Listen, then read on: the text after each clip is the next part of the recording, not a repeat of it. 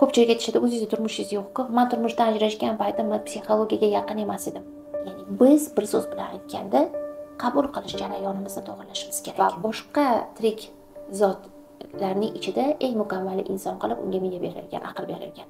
Sizni yoki meni Xudo ajratib qo'ymaganda sizga ko'proq energiya beraman, menga kamroq beraman. Yotgandan kuch olmaydi yoki kuch saqlamaydi. Tana qancha ko'p движение qilsa, harakat qilsa, shuncha ko'p kuch yig'adi. Yomg'ir uyga ketadi. Siz chelakni ertalabgacha necha kun siz chelak qo'yib yashashingiz mumkin uyda. U baribir suv bosadi, to'g'rimi yo'qmi bilishcha? Ya'ni fikrlaringizni to'xtatmaguningizcha bir kun sizga baribir sizni olib ketib qoladi. Dilapa, ertalab voqli turaman, lekin kun davomida rejamdagi ishlarimga ulgurmayapman. Energiya yetishmayapti. Qarang, o'zigining oldin ko'rib chiqamiz, energiya nima? Dunyo o'zi quvvatdan iborat. 99.9% quvvatdan iborat, 1% qattiqlikdan iborat. Ya'ni bu degani biz ko'rib turgan narsalardan iborat. Bu degani insoniyat ham tanani ko'rinishidan iborat emas. Biz insoniyatni tanani ko'rinishi deb bilamiz, deymi? Mana siz insonsiz deb bilamiz. Aslida siz biza ko'rib turgan narsa, tanada ko'rib turilgan narsa 1% gina tanani tashkil etadi. Ko'rayotgan narsamiz. Insonning 99%, qolgan 99% u energiyadan iborat, ya'ni quvvatdan iborat. Hamma xuddiki mashina benzinsiz yura olmaganda inson ham quvvatsiz yasha olmaydi. Bu hozir kvant olimlari gapirishyapti, kvant fizikada bor bu narsa. Sizni o'sha quvvatingiz o'zi aslida har kun sizga beriladi. Sizni yoki meni Xudo ajratib qo'ymaganda sizga ko'proq energiya beraman, menga kamroq beraman yoki siz kasal bo'lib yoki men baxtsiz bo'lib yashash, bunaqa narsa ajratilmagan. Yer yuziga hamma narsa berilgan va boshqa tirik zotlarning ichida eng mukammali inson qilib unga miya berilgan, aql berilgan. Mana shu aqlingiz bilan berilgan energiyani qayerga ishlatsangiz, o'sha yerga ketaveradi. Har kuni tongda, erta tongda bizga Alloh o'sha biz xohlagan maqsadlarimizga, orzularimizga, istaklarimizga yarashasini beradi.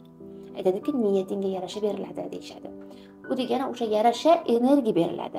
Siz niyat qildingizda 10 ming dollarni eshikdagi ertalab men niyat qildim deb ertalab hech kim siz niyatingizga yarasha pul qistirib ketmaydi. To'g'rimi? Niyatingizga yarasha energiya beriladi. O'sha energiyani siz nima qilasiz? Ishlatasiz va istagingizga erishasiz. Har kun o'sha narsa beriladi. Lekin ming afsuski, bizning eng katta anaqamiz hozirgi kunda energiya yig'ish bilan hamma ovora. Psixologlar ham va energiya, quvvat yig'ing, va ayollik quvvatini yig'ing. Yig'ish kerak emas. Kerak emas joyga tarqatishni bas qilish kerak. Ko'rdingizmi? Ikkalasi ikki xil narsa. Biz energiya to'plash bilan ovora bo'lishimiz kerak emas. Berilgan energiyani kerak emas joyga tarqatish bilan ovora bo'lmasligimiz kerak. U berilaveradi o'zi, lekin biz o'shani noto'g'ri tarqatishimiz oqibatida bizda, ya'ni hayotimizda o'nqir-cho'nqir joylari yuzaga keladi.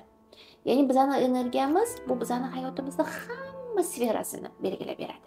Pul ham, munosabat ham, sog'liq ham, farzandlaringiz bilan munosabatingiz, karyerangiz, sizni kasbingizga nisbatan nimaiki siz uchun baxt olib kelsa, nimaiki hamma sizning quvvatingizga bog'liq. Bu sizning energiyangizga ko'zga ko'rinmaydi, lekin bor narsa. Buni bilamiz. Energiyamiz ko'zimizga ko'rinmaydi, tanamiz bir xil turaveradi, bir xil paytlari charchoq uyg'onamiz. Bir xil paytlari kuchga to'la uyg'onamiz. Qani, ko'ra olasizmi ko'zingiz bilan? Ko'ra olmaysiz, lekin uni biz his qila olamiz. Demak, uni qonunlari bormi?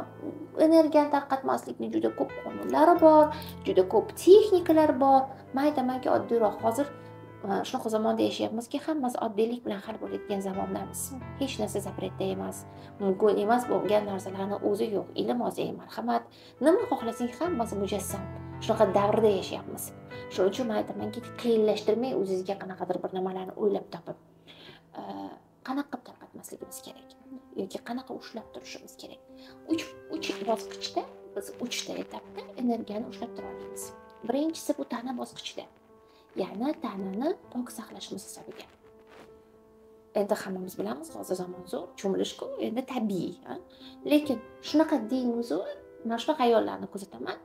Balki o'zi cho'milib chiqqan sochlari kir ayollarni 2-3 kun, 4 kundan yuvilmasa bizning kasalimizda soch yig'ib olamiz, ukladka qilguncha sochimiz yog' bo'ladi. Bu narsalarga ruxsat berish kerak. Bu ham tozalikka kirmaydi. Tanamiz pok joyda yashashi kerak. Bu ham tanaga kiradi. Biz qanaqa prostranstvamiz toza bo'lsa, sumkamiz, stollarimiz usti, ozodachilik. Bu ham tanamizga bergan mehrimiz hisoblanadi. Va tana yotgandan kuch olmaydi yoki kuch saqlamaydi. Tana qancha ko'p движение qilsa, harakat qilsa, shuncha ko'p kuch yig'adi. Tushundingizmi? O'shaning uchun azalda yer ishlagan ayollar ham kuchli bo'lgan, bilasizmi? Sabri kuchli bo'lgan yerda ishlagan ayollar, mehnat qilganlar. Ko'p o'sha og'ir mehnatlardagilar qaytagi bizdan ko'ra sog'lomroq bo'lgan. Nima uchun? U tanasi ko'p harakatda bo'lgan. Bu xuddiki sportdagi bo'lgan.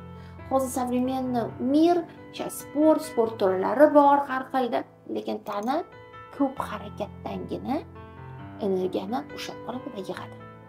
Bu birinchi bosqichi.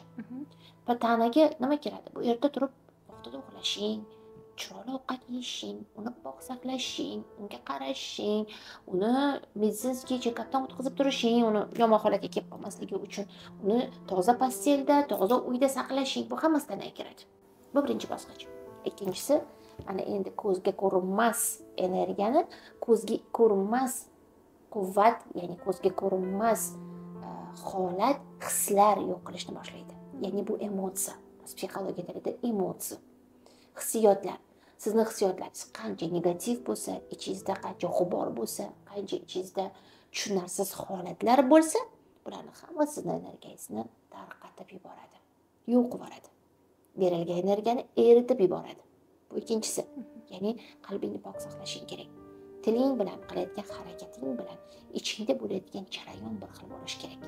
Hozir aytishadi, ruhing bilan taning va aqling bitta bo'lishi kerak deyshadi psixologiyada. Men oddiy qilib aytyapman buni sizga. Bu qalbingni pok saqlash. Bu istagan urf-odatlarda, istagan diningizda bu narsa bor. Tем более bizni dinimizda hech kimda qalbiga ozor yetkazmaslik, shu bilan birgalikda o'zingni qalbingga ozor yetkazmaslik, birovga zarar qilmasliging, o'zingga zarar qilmasliging, hamma narsa o'zingdan boshlanadi. Hissiyotlar olamini ko'rib chiqish, ruhiy tarbiya bo'lish kerak. Ruhiy ma'naviyat. Biz tashqi tarbiyani qilamiz, chiroyli o'tirishni bilamiz, nima kiyishni bilamiz, nima ichishni bilamiz, ko'chada o'zimizni qanaqa tutishni, qanaqa kiyinib borishni bilamiz. Lekin qalbimizning tarbiyasi qayerda qolib ketyapti? Ruhiy tarbiyamiz. Ruhiy tarbiya ruhni doimiy holatda tozalab borish, pok saqlash.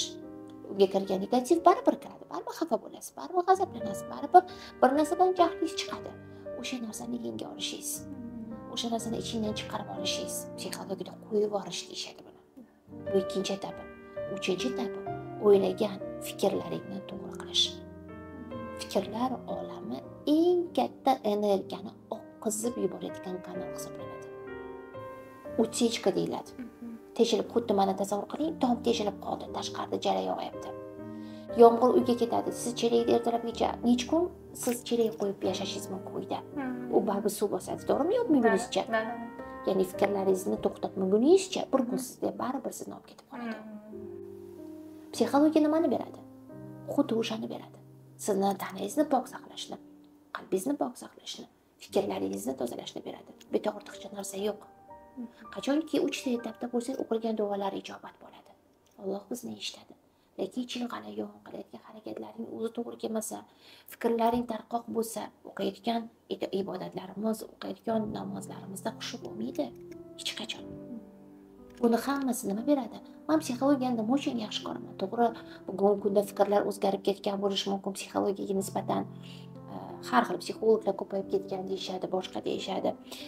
Lekin to'g'ri yo'nalish topib, to'g'ri odamdan o'rganib, men yaxshi ko'raman psixologiyani. Psixologiya meni o'zimni hayotimda o'zgartirib olgan. Birinchi o'zimdan boshlay aniqdanman. Hamma tomonlama. Ko'pchilik aytishadi, o'zingizning turmushingiz yo'q-ku. Men turmushdan ajrashgan paytim men psixologiyaga yaqin emas edim. U qayerda bo'lgan? Agar bugungi o'sha miyam, o'sha aqlim bo'lganda, unaqa bo'lmasligini aniq bilaman. Lekin shunday bo'lishi kerak edi.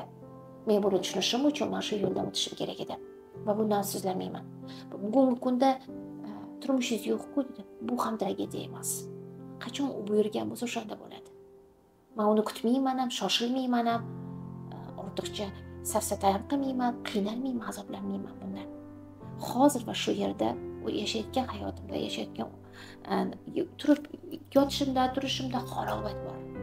Shuni o'zi baxt deb bilaman. Taqdir desa yuqorida allaqachon bizga yozib qo'yishgan. Bundan men qancha переживать qilsam ham, qancha xavotir olsam ham, qancha yugursam ham oldingi buni foydasi yo'q. Men faqat qabul qilish, ya'ni biz bir so'z bilan aytganda qabul qilish jarayonimizni to'g'rilashimiz kerak. Siz dunyoni bo'layotgan vaziyatlarni o'zgartirmaysiz. Qaysidir ma'noda nimaga o'zgartirasiz? Unga qarashingiz o'zgargandan keyin albatta o'zgaradi. Siz uni qabul qilish jarayoningiz o'zgarishi kerak. Shunda sizning hayotingiz o'zgarishni boshlaydi. Siz sehrgar emassiz, xudo emassiz uni psixologdan nima qilib uni hayotini o'zgartirib qo'yadigan. Yo'q. Siz qabul qilish jarayoningiz o'zgarsin, u o'zi sizga to'g'rilab qo'yaveradi.